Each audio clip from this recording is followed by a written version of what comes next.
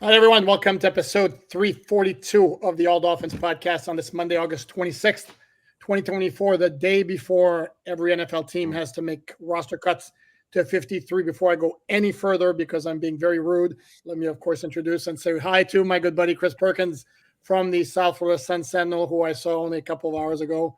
Perk, how you been in these last 3 hours? I've been good, man. I've slept well. I've been eating well, unlike about 35 guys currently on the Dolphins roster. So, relatively speaking, I'm doing okay, Poop.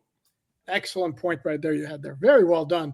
And, of course, we had the obligatory uh, player comments on how they feel for those who will be losing jobs tomorrow from Raheem Mostert and Zach Sealer on this Monday. We can touch on their comments for a little bit. Tua also spoke to the media on Monday. Yes, the Flores topic came up. He kind of didn't say anything, but he did say some things that were interesting as well. And we got to talk Odell Beckham. I guess you and I will go over maybe some final roster projections, and then we'll start with the biggest news of the day, at least as far as I'm concerned. Not necessarily surprised with Mike McDaniel informing us that 3 of the 4 players currently on PUP, on active PUP, will be moved to reserve PUP before 4 p.m. on Tuesday. I'm talking about Bradley Chubb, Cameron Good, and Isaiah Wynn. This means that they will be ineligible to play for at least the first 4 games of the season. There is no timeline after that. They could wind up staying on PUP the entire year. Once they are cleared to practice and they get a designation in the NFL transactions that they have returned to practice, then the Dolphins have 21 days to move them to the active roster or decide, no, they're not playing this year, and then you keep them stashed. I can't imagine you were surprised by any of those, were you? No. And really, kind of, if you can call it encouraging news, Isaiah Wynn is not going to the IR, right? He's not going to injured reserve. He's going to stay physically unable to perform. We have not seen Isaiah Wynn. And so I guess that's a good sign that, they think he's going to be ready at some point this season and probably relatively imminently. But just considering we haven't seen a hint of this guy, it's good that he's on PUP instead of IR. Well, here's the thing. Yeah, but there's no reason to put him on IR because he can be on PUP the entire year. So, right. Well, I mean, yeah, he can. He's going to play this season, I guess. Are we sure? Well, I don't know. I think he will. We'll see. We'll see. I think that he will play this season, though. And of the 3 guys, there are 2 that are significant. No offense to Cameron Good, who's a young player who's got something, who I think can have a decent career in the NFL, but he's not an impact player. Isaiah Wynn was your projected left guard, and now we have all sorts of issues on the offensive line, even though not an issue with Tua because, brother, I get the ball out fast. Yes, Tua said that. And we'll dive into that a little bit more because there are a couple of ways we could look at this, right? And then Bradley Chubb obviously is very significant, and the question was asked of how much confidence he has in the young guys who will be forced to play additional snaps. That's Mohamed Kamara and Chop Robinson, and not a surprise. Mike McDaniel is very positive and confident and optimistic that they're going to get the job done, while also mentioning something to the effect of, if you overrun running plays, you got to get that corrected. Hint, hint, chop. Yeah. So, go ahead.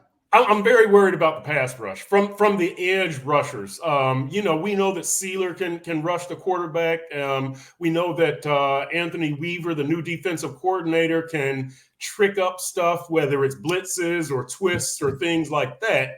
But just pure pass rush from the contingent of Emmanuel Ogbah, Jalen Phillips, Chop Robinson, Mo Kamara, and especially Quentin Bell, who is, I would say he's been on the back of a milk carton, but most of our viewers wouldn't know what that means, right? Old man reference right there. It is. It really is. He's been missing. That's basically what it is. They used to put the missing kids on the. I shouldn't even go down that road. Anyway, let me dig myself out of this hole. Quentin Bell, we haven't seen much from him, and so I'm worried about a consistent edge rush pass attack that's not tricked up, that's not done with schemes and stunts and twists. So That's probably that's one of my main. I'm more concerned about the pass rush from the edge than the offensive line. And we're going to talk offensive line, but because of what Tua said, they build in a control for that offensive line. There's nothing to help that pass rush from the edge rusher position. Oh, but there is. Oh, okay. It's called blitzing. That's true. Which is why I think you're going to see a lot of blitzing, because I think it was our good friend Adam Beasley from Pro Football Network who dug up a stat where in 27 pass rush snaps in the preseason, Chop Robinson had 1 pressure. That's not great. There were things that we saw. He had I think a couple of TFLs in the preseason. This is getting into the backfield very quickly on running plays, but he also overran some plays where they ran directly at him. So I think you made that comment somewhere that while the Dolphin rookie class does appear to have an awful lot of potential, I would caution against expecting a ton in 2024, because there's some little scabs on all of those players, whether it be Chop Robinson, Patrick Paul. Jalen Wright looks really, really good, but again, it's a running back, and the Dolphins have Mostert and Devon Achane. Malik Washington's got possibilities. I don't know how much of a factor he's going to be, because if you would look at it, all his return prowess in the preseason, is he going to unseat Braxton Berrios when the regular season starts? So, and I did want to mention this. I think I brought that up. Why in the hell was Jalen Wright in the game against the Tampa Bay Buccaneers when he wore a red jersey? It's a no-contact jersey when somebody's dealing with something minor, can practice, but you don't want them to get hit. Then he plays in a preseason game, and today's the first practice since then, and he wasn't there. The only thing I can think is they didn't want the 2 new running backs running that many plays. They already had to go to Jaquan Burton in the Washington game. And so maybe the 2, and I McFarland, and I can't remember the other one's name. I apologize. Horvath. That's it, Horvath. Yeah, so that's the only thing I can think, Poop, because I agree with you. Like, why are you stressing Jalen Wright here? You're planning on having this guy for the regular season. Why are you putting this many carries on him in the 3rd game, a game where most of the guys that you're counting on in the regular season played sparingly or didn't play at all? So I agree with you 100% on that one. And so, right, you wonder, so now Jalen Wright is not at practice today. Hopefully it's something minor as opposed to, something that makes him week to week. But I agree. And as far as the rookie class, yeah, I wrote yesterday or today that they've had success against backups and fellow rookies. Against starters, they've struggled. They have struggled. And that's not a knock on any of them. All rookies struggle, right? Right. So, but it's, actually, Poop, at this point, as far as rookie impact, I'm thinking the most immediate will be Malik Washington at punt returner. And we know that he's deep with Braxton Berrios on kickoffs, but I don't see anybody being an immediate hit from scrimmage. I think eventually they're going to be good contributors, but I don't see an immediate hit from scrimmage.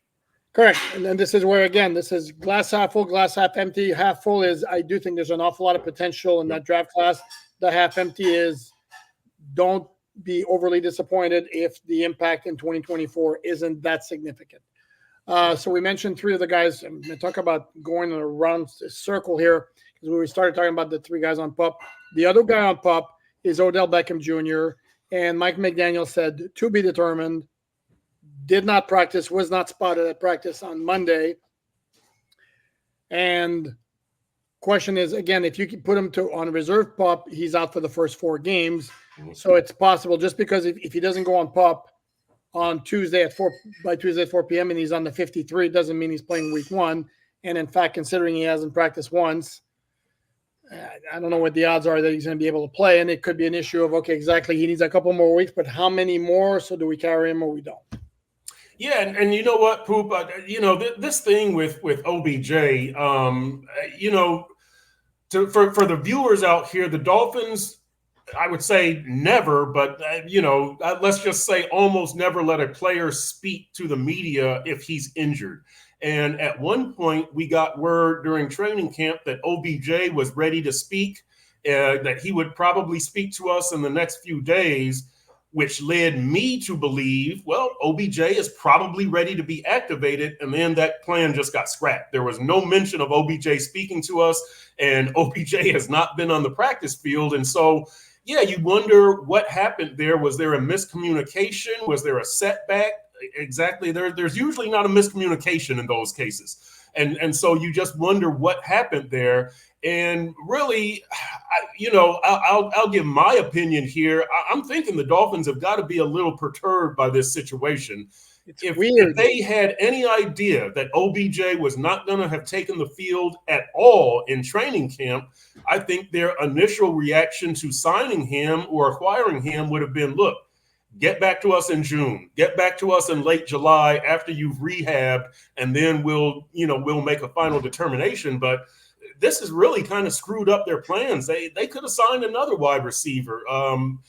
They could have had somebody ready, because OBJ, you got him for that slot position because that was a deficiency. That was a clear area that you needed to improve from last year, to improve on the 11 wins you had, to possibly win a playoff game. And this guy has made zero contribution to you. You're in the same place that you were as far as the slot receiver position. So I would think the Dolphins are a little bit perturbed about this whole situation. That's my spin on it. I wish I could disagree with you. I disagree with you on the depth issue. We can address that later if you want. But I don't disagree with that. And again, they signed him I think it was May 3rd or May 5th, and he hasn't practiced once. That's a little weird. And here's the thing. I want to bring up something else. Like, I don't know if it's just me. It's like, dude, stop getting into it with folks on Twitter. The same guy, remember the guy who called him Will Fuller 2.0? Yep. He was at it again. There was a note from Pro Football Talk talking about OBJ and this being on PUP, and then the Dolphins are going to have to make a call. So this guy writes, yep, OBJ is scared to play against the Bills and the Jags, which are the Dolphins' first two opponents. And OBJ felt the need to respond. He writes, terrified, I'm actually scared to play against everyone on the schedule, shaking in my boots. Not that it's a big deal in the grand scheme of things, but why is an NFL player like replying to somebody? I don't know. It's just there's nothing to be gained from it. That's it. That's the whole thing. There's nothing to be gained from this. And now I'm sure this guy is like, man, I've scored twice with OBJ. He knows who I am. And I can stick that needle in anytime I want to. And so, yeah, it's a bad look for OBJ. I'll just say that. Yeah, no, correct. It is a bad look. And then Tua addressed OBJ talking about, like, I've gotten to know him on the field. He's a very cool dude, but basically that doesn't mean crap on the field in terms of our rapport and chemistry once we start playing, because it's not the same thing. And he's right. And again, this is a timing-based offense where if you look, Tua knows, again, it's about the ideas about how the receiver runs the routes, how he gets out of the cuts. Yep. If he gets out of the cut sharply, rounds it off a little bit. And this is where you develop that by working with a guy. This is why when Tua throws to Tyreek Hill or Jalen Waddle, I mean, they're like clockwork, because guess what? They've repped it time and time and time again. And Poop, I wonder if this would give an opponent, if they forced OBJ out there, I wonder if that would give the opponent a small edge from the standpoint the defensive back might know how OBJ runs a route better than Tua does, right? Yeah. I mean, these people, and so you can jump it, or you can, I think it would give the defense just a little, that much of an edge, and maybe it's more because they might know more about how OBJ runs this route than Tua does. And as precise as Tua is, his whole thing is timing and accuracy and anticipation, and that little bit could make that combination of Tua to OBJ ineffective if they force OBJ out there. So that's why I can kind of see where the Dolphins are like, nah, I think in a different offense and with a different quarterback, maybe you could force OBJ out there and say these guys will just get to know each other and we'll work it out. In this particular instance, I'm with the Dolphins. I'm with Tua, things need to be precise, and they're nowhere near the required precision. Yeah, no, it's just a weird one. I can't remember. Yeah, I can't remember which one's the weirdest one. Okay, since we have brought up this this notion of Tua making quick decisions, throwing the ball out quick, and we already discussed brother, I get the ball out. The question was, what's your level of confidence in the offensive line? And his immediate reply was, brother, I get the ball out fast. So it doesn't matter who's playing in the offensive line, we'll make it work. Well, there's two ways of looking at it. Number one is, what's the word? The Tua getting a little sassy or salty. I don't even know if that's salty, a little sassy. Yeah. And then, is that some kind of shot at the offensive line, or is that just me? I didn't take it as that. I took it as we've got a built-in control for that. And now, if you want to read into that, the control is because the offensive line is unable of maintaining blocks for longer than 2.5 seconds. Well, you can do that, but I'm just going to take it as, look, to me, it probably it wouldn't matter if you had different offensive linemen. If you had 5 Pro Bowl offensive linemen, you're still going to get that ball out quickly because that's what the offense is based on. That's your advantage when you have Jalen Waddle and Tyreek Hill, that they can get open quickly and they stress that defense. So, I'm going to take Tua's words for what they were, which is an explanation and not some sort of critique of the offensive line. I'm kind of protective of that offensive line. That's my favorite position on the team. And another one. Jesus, yes, I know. I love offensive line. O-line lovers, big ugly lovers on this podcast here. What the hell? That's it. They're always the most interesting guys on the team. The offensive linemen, they've always got so much depth to them. They've always got the best sense of humor. They're big guys. They're big kids. They're always fun. So I'm protective of them. And that is my favorite position group. Some of my best relationships are with the offensive linemen on this team. So I'm protective, but I do think that they have wisely built an offense where it really doesn't require great offensive linemen, especially on the interior. To me, I've said this before, and I'll say it with this team. You get yourself a good center, a good left tackle, and a good right tackle. You're probably about 75% of the way there. You can't have 5 Pro Bowlers. So I'll say this also. When Aaron Brewer returns, this offensive line will look different. Right now, you are kind of struggling in the middle with Liam at center and Robert Jones at left guard and Lester Cotton at right guard. But once Aaron Brewer gets back, I think you have a different looking offensive line. That's fair. I'm dying to say Aaron because I just and the Dolphins' long snapper is Balaki Ferguson, but I'm not going to. As somebody whose name has been mispronounced, I don't know, 7,000 times, I can relate. So Aaron Brewer. Couple of points here, and I wrote about this on Miami Dolphins on SI, which I encourage everyone to check out. We got like 8 stories up there today. Slow day, but such is life. And I don't want to spoil everything. And if I do, Tua, if you look at the Pro Football Reference analytics, had the the shortest time in the pocket to throw in 2023 at 2.1 seconds. Yeah. Okay. But again, how many of those are Tua takes a snap, boom, fires it off? It's a wide receiver screen. It's even a shovel pass, or it's a quick, the quick hitter up the middle. Those factor into the average. Number 2, the old fabulous ESPN pass block win rate, where the Dolphins were 31st in the NFL. Well, they define a pass block win rate as sustaining your block and pass protection for 2.5 seconds. Now, are they counting every drop back? Because there are a lot of plays where the Dolphins are dropping back and the ball's gone before 2.5 seconds. Does that count as, that's a loss for the Dolphins? Again, I don't know their methodology, but seems to me, again, I watched the Dolphins last year. I've watched the Dolphins for 34 years, and it didn't strike me. There were times when the pass protection was bad. It didn't strike me like I didn't get 31st in pass protection, pass block win rate. Again, the offense is designed to minimize the pressure on the offensive line. not only with the quick passing game, also in the running game. Yep. The way the Dolphins scheme it, defenders take themselves out of position without needing to be blocked a lot of times. Mm-hmm. The problem is that's good for a good portion of the season. There are times when the defense is up to the challenge and that doesn't work anymore, and the Dolphins have to win man-to-man battles up front. That's where they came up short. That's the concern with this offensive line. As we look at a team with major aspirations, the Dolphins' offensive line is going to be good enough for the offense to be really good for most of the time. Is it going to be good enough down the stretch in the playoffs?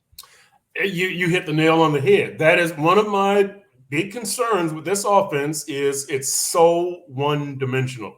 There's no versatility with this team. We're going to do the quick, fast thing, and if that doesn't work, well, we're out of answers. It's like a pitcher with a fastball, but you got no curve, no slider, no changeup, and eventually these guys are good enough, they're going to time that fastball.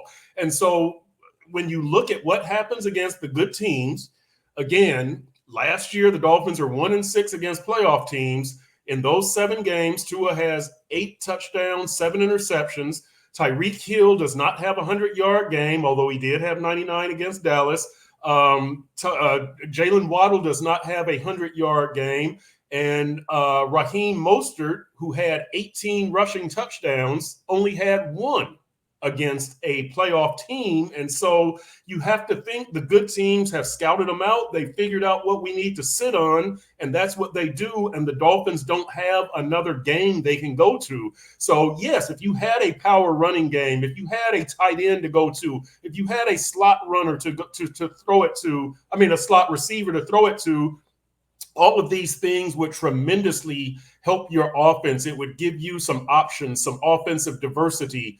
But the Dolphins don't have that. And yeah, I think that's kind of when you talk about the outside zone and you've got athletic offensive linemen, but they aren't power guys. They aren't road graders like Rob Hunt was. And so you really don't have very many options on short yardage or goal line situations. Yeah, I will take one exception to one thing you said. I do think they have an option now at tight end with Jonnu Smith. The question again is when the Dolphins need to be physical, will they be enough? Again, this is down the road. For most of the season, I think we can agree the Dolphin offense logically should be very good. But I think that totally depends on the opponent. I don't think it depends on the injuries. I don't think it depends on the temperature.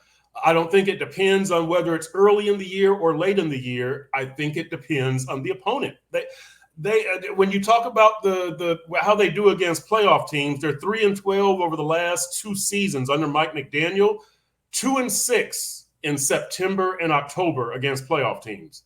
That's a .333 winning percentage over a full season. That's 5 or 6 wins. That's not good enough. And that's they're not playing 17 playoff teams. And those 2 wins, by the way, were, for those not aware, were weeks 2 and 3 in Mike McDaniel's first season. That was at Baltimore and at home against Buffalo. And I always bring it up. You do. I do.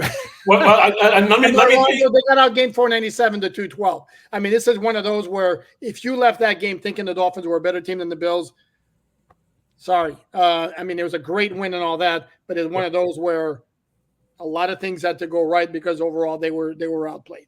And again, I'm saying this from the idea of this is not what we want more for the Dolphins. Okay. If they get outgained 497 to 212 in the Super Bowl and they win, awesome. That works. Right. But generally speaking, that happens in the regular season. There's a potential problem ahead. Going back to Tua. So Tua did address it. He was asked about the Brian Flores comment. Says he has not heard from Brian Flores. Don't know if there can be phone conversations because he's under contract and Flores, of course, for another team. Not sure somebody can tell me I'm wrong here. Said he had not read the comments or heard the comments from Brian Flores in reaction to his own comments. And was asked anything you'd like to add to the conversation. Nope, nothing I would like to add. But he did say, and it's a very good point, that having the support of your head coach is more important for the quarterback than any other position. I think that's, yeah, I think we all can agree on that. And then it was a very interesting question. It's after the fact, understand this, but the question was asked if Tua was so, Brian Flores was so unsupportive of Tua, why do you think then he made the change to put you into the lineup after week 6 in 2020? And Tua basically said, I think I know the answer, but I'm not going there. I'll let you guys speculate. And my speculation always has been that organizationally, it was predetermined that Tua was going to get in the lineup at the bye. The bye was supposed to be, I think it was week 11. It was moved to week 7. This was the COVID year when they kept changing the schedule, and they just stuck to it. It had nothing to do with performance with Ryan Fitzpatrick because the Dolphins had just come off spanking the 49ers in Frisco and then the Jets. And Fitzpatrick had thrown 3 TDs in each game, and then now they were up to 3-3. So, and I know there has been some conspiracy theory where Flores put him in the lineup to sabotage him in the hopes that he would fail. The same Brian Flores who basically was raging when somebody brought up the idea of tanking in 2019. Sure, he would do that to lose games. So anyway, I think I just gave away the fact that I think that conspiracy theory is complete garbage. But Bert, your thoughts? Yeah, no, I thought Tua handled it very well today. He had a couple of things that he wanted to say, such as that. But I would say 95% of it, he was like, yeah, that this is over. Let's move on. And I applaud Tua for that because now, unless something else comes up, it should be over and we should move on. So Tua handled it pretty well today, I thought. Over? Was it over when the Germans bombed Pearl Harbor? I like it. Jeff Darlington is going to love you for saying that. Hat tip to Jeff Darlington. I hope you catch the podcast. That's his own famous joke. Yes, it should be handled very well. It should be, and he had to know it that the questions were coming, and he did a good job. And you know what? The one thing that that I wondered that we should have asked Tua, but it was it had progressed by this time was, Tua, were you surprised that your comments took off the way that they did? That because I think Tua wanted to say what he wanted to say. I'm not sure that he thought that it would get the reaction that it got. But clearly, I think that was something Tua wanted to get off his chest. He was in a comfortable format and venue, and Le Batard is a master interviewer. People just feel comfortable opening up to him and saying stuff to him. But this thing took on such a life. And after Le Batard, the show promoted it correctly, might I add. So give Le Batard credit for getting that answer and then promoting the answer. But boy, that thing took off, and I wonder if that caught Tua by surprise. Excellent question. But don't ask it next time Tua speaks, which will probably be next Wednesday. That's over. Okay, so let's do a quick practice report, and then we'll look quickly at what we can expect tomorrow when the roster cuts to 53, and then we'll call it a day.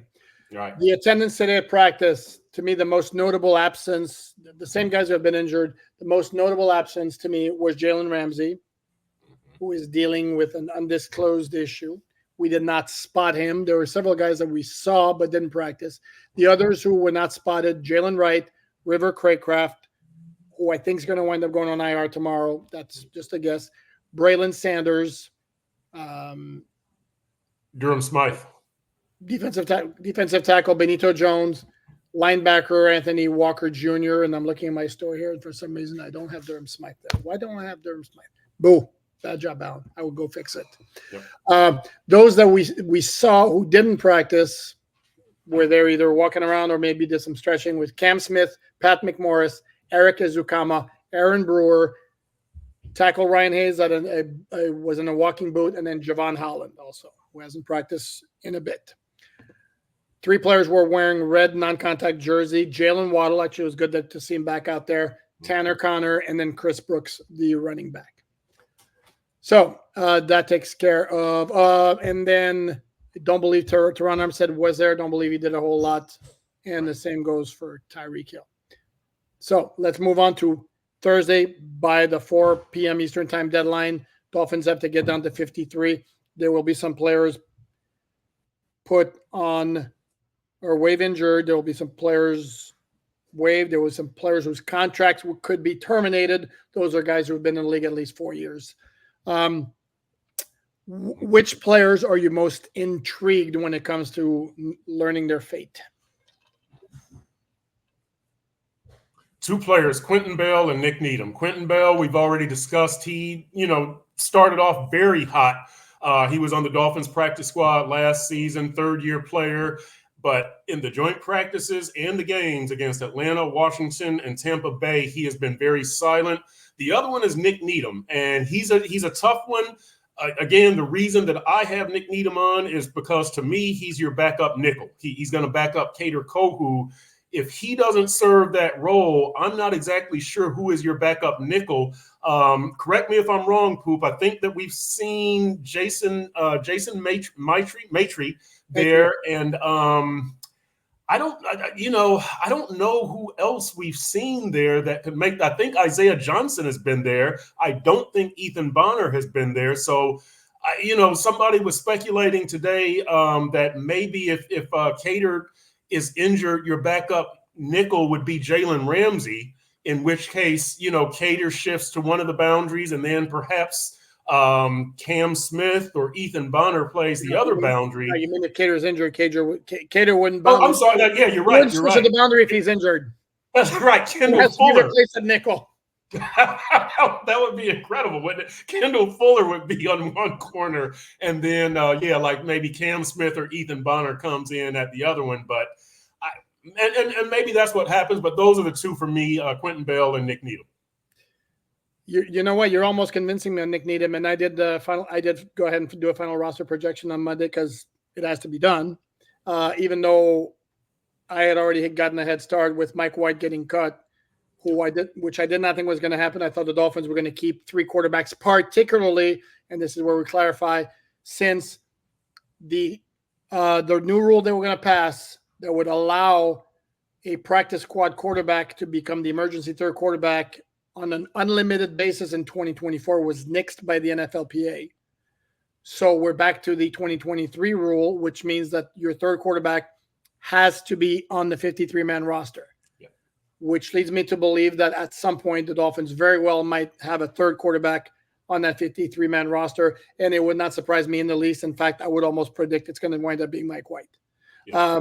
And so you're going to ask me, then why the hell did they cut him? Well, they cut him because they saved $3.5 million in salary cap space, taking the chance that no other team's going to sign him. Yeah. What did you think of Tua's comment, by the way? He said something to the effect, I think he was talking about, I don't know if he was asked directly about QB3, but he said something like, we'll see what happens if we can't get Mike back. Correct. He kind of slipped. In fact, I'm calling it up right now. Yeah, I thought that was interesting. And, look, sometimes teams will do this, that they'll release a guy and say, hey, keep us in mind that, this is a business. We want you back, but we just don't want you back at this price. We want to do something else with the money, bada bing, bada boom. So we'll see what happens. But I do think that is – I don't see how the Dolphins go with two quarterbacks given the Tua's recent injury history. Injury history, because his recent injury history is good. Given his overall injury history, and if you have any kind of reservations about that offensive line, get a number 3 quarterback in here. So I would think that the plan is to get Mike White back, and if not, you get a number 3. But I think the big plan is to get Mike White back. Yeah, and I can't find it in the transcript. I'll have to look at it a little bit later. Yeah, but there's 0 question. The Dolphins will have 3 quarterbacks, even if it's not Mike White. They'll have at least somebody on the practice squad. And then if there's one injury at quarterback, then the chances are they'll pick up a veteran backup. But I still think in the final analysis, it's going to be Mike White, who's going to be your third quarterback. And for me, Nick Needham, you mentioned Quentin Bell. I think is going to make the roster because I think he's going to be used very heavily on special teams. Yes. Jeff Wilson Jr. is one guy I'm very curious about. I still maintain the Dolphins are going to be making phone calls. I think there are a lot of teams around the NFL who don't have a great running back situation. I think Jeff Wilson's a pretty good player. And I think the Dolphins can get a 5 or a 6 for him. And it solves their issue. especially if they like Chris Brooks. Chris Brooks also another guy who can help on special teams where Jeff Wilson does not play special teams or hasn't been used on special teams. I think that makes a difference. And then, the 3 rookie free agent cornerbacks, I think all 3 of them can play in the NFL. Maitre, Isaiah Johnson, Storm Duck. I'd be very surprised if none of them made the 53-man roster. And I don't know how you differentiate between the 3. They all have their thing. I think Storm might be the one that maybe has shown the best. I don't even know if he's shown the best ball skill. Maitri's been really good playing the ball. Yes. Isaiah Johnson's the one who's got the physicality and he's got the great size. Yep. But I like all 3. And I'm going to be curious about Channing Tindall. I think he makes the team. Yeah. Particularly because Anthony Walker Jr. You want to talk about mysterious injuries. I mean, we haven't seen the guy. Been a long time since he's been at practice. I'm thinking this is a veteran who's battled injuries before, so who knows what happens as far as he's concerned. You anticipating any trades? No, I think I think the biggest candidate would be Jeff Wilson. And I could see a team doing it if they really, really need a running back. If not, if I'm another team, I'm probably thinking you're going to cut this guy anyway. So why am I going to give you a 6th or 7th round pick for somebody who's going to be free? The reason you would trade, again, is if you really, really need a running back and you really like Jeff Wilson and you think, well, we're going to have to compete with 3 or 4 other teams. Let's just get him.